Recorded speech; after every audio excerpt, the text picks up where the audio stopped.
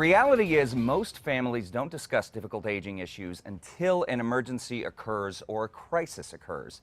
Many 40-year-olds right now have parents who are already nearing 70 years of age, and talks regarding driving, living situations, and other arrangements will need to be had. Talks like that can be very hard, but here with us to talk about how necessary these conversations are is Cindy Brown, who is a training resource manager over at Home Instead Senior Care. Cindy, thank you for coming in. This is a very difficult discussion for a lot of people to have, not just with parents, grandparents, things like that. So tell us about this 40-70 situation. People in their 40s having parents entering their 70s. Basically, it's our belief that by the time you're 40 and your parents are in their 70s, it's time to start talking about issues that can become crisis before they become a crisis. Why wait until a trigger occurs? Because then you have less choices. Right.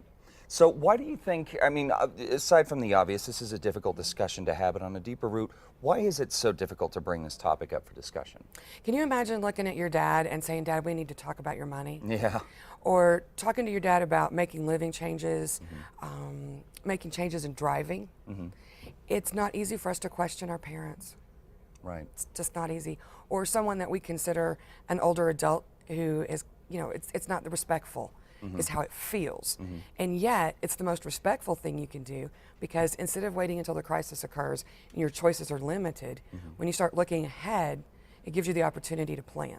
Yeah, it's really important. So do you have some tips for us in terms of how to get this conversation started and things that we can be doing to sort of ease into it, I guess? Absolutely. And what we have is our 40-70 rule program. It's a whole program, interactive, online, but it's also booklets and other written information that gives you a chance to start reading about the why you need to do this, talking points, and ways to break the ice with mom and dad or with people that you love and say, "I'm concerned, I care about you, and I want you to have choices.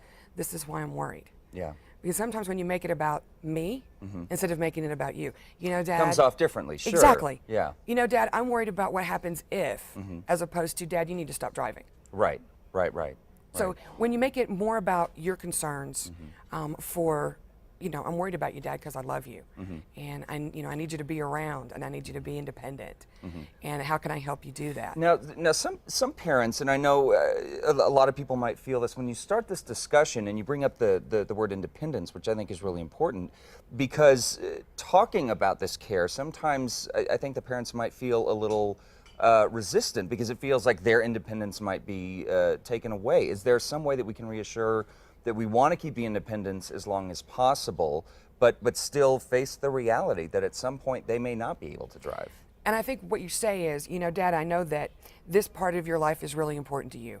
And so if something should happen and, say you're not able to drive anymore, how can we put things in place? How can I help make sure that you're still able to do the things that mean the most to you, or you're still able to maintain the lifestyle that you want?"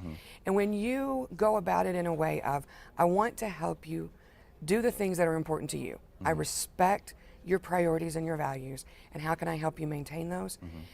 It's not quite as judgmental, and it's not quite as threatening sometimes for seniors. Gotcha. And Home Instead, you guys offer a lot of different options for senior care, if anyone that makes that transition.